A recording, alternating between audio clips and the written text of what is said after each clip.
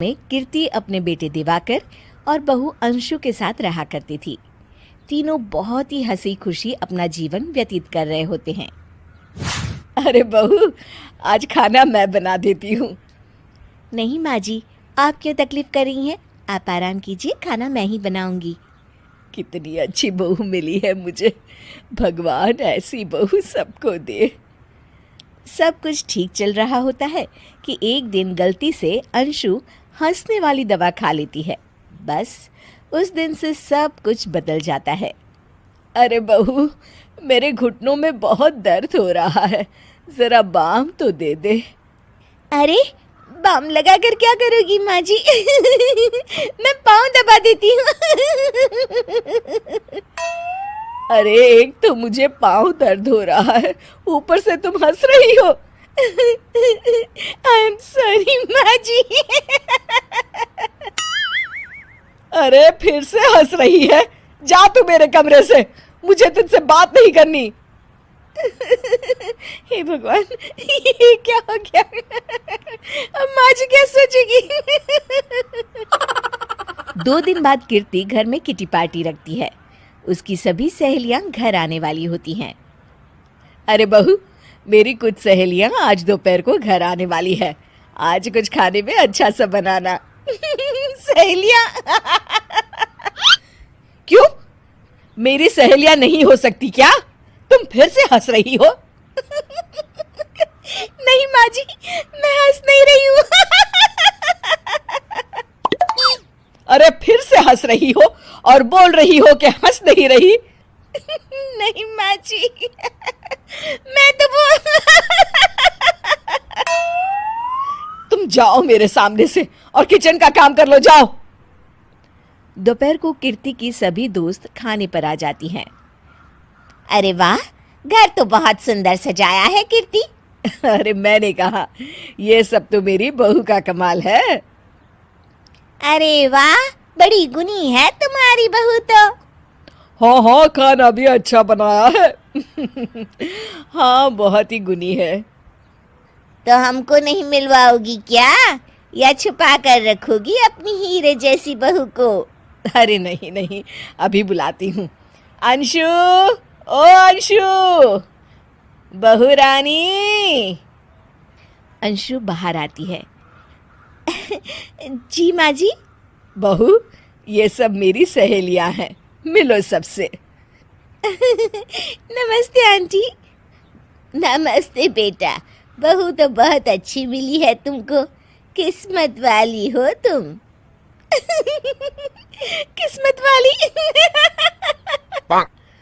अरे क्या हुआ? हंस क्यों रही हो? नहीं नहीं, मैं हंस नहीं रही हूँ। तभी अचानक सांची के हाथ से चम्मच छूट जाता है और उसका कुर्ता गंदा हो जाता है। अंशु फिर से हंसने लगती है।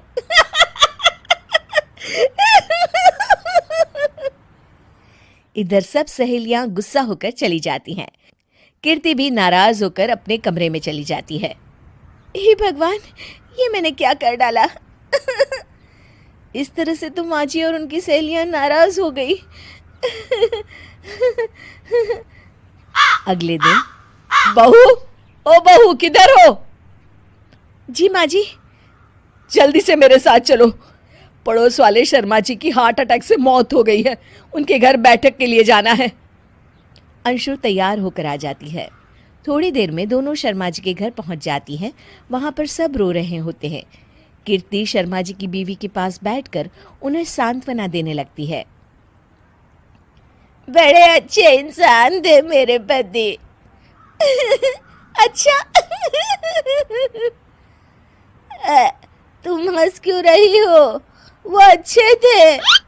हाँ हाँ, बहुत अच्छे थे अंकल। अरे अंशु, हंस मत। माँ जी, मैं हंस नहीं रही। मैं तो आंटी जी को बस दिलासा दे रही थी। सब औरतें अंशु की इस हरकत से हैरान हो जाती हैं। कीर्ति भी बहुत शर्मिंदा होती है और वो अंशु को लेकर फटाफट घर लौट आती है। अंशु, क्या हो गया है तुझे? हंस क्यों रही थी तू वहां पर?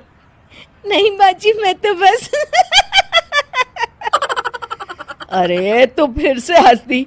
जा तू अपने कमरे में, मुझे तो तुझसे बात ही नहीं करनी। मेरा बेटा ही तुझसे बात करेगा अब। रात को जब दिवाकर घर लौट आता है तो कीर्ति दिवाकर को सब कुछ बताती है। ठीक है माँ, अब फिक्र मत करो, मैं अंशु से बात करता हूँ। दिवाकर अपने कमरे में जाता है। जी आ गए आप? कैसे हैं?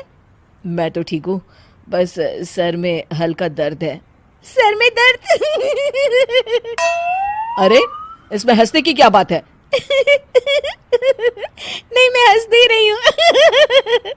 मुझे तो फिक्र हो रही है आपकी। एक तो मेरे सर में दर्द है, ऊपर से तुम हंस रही हो। अरे कैसे समझाऊं मैं आपको? मैं हंस नहीं रही। अंशु, तुम इस घर से चली जाओ। माँ ने मुझे बताया जो भी तुमने शर्मा आंटी के घर किया, और किटी पार्टी में भी। नहीं जी, मैं ऐसे नहीं हूँ। तो अभी क्या हुआ था? क्यों हंस रही थी तुम?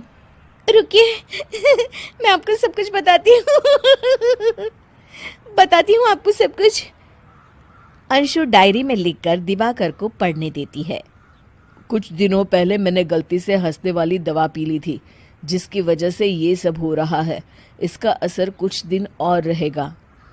अरे तो तुमने ये सब पहले क्यों नहीं बताया अंशु?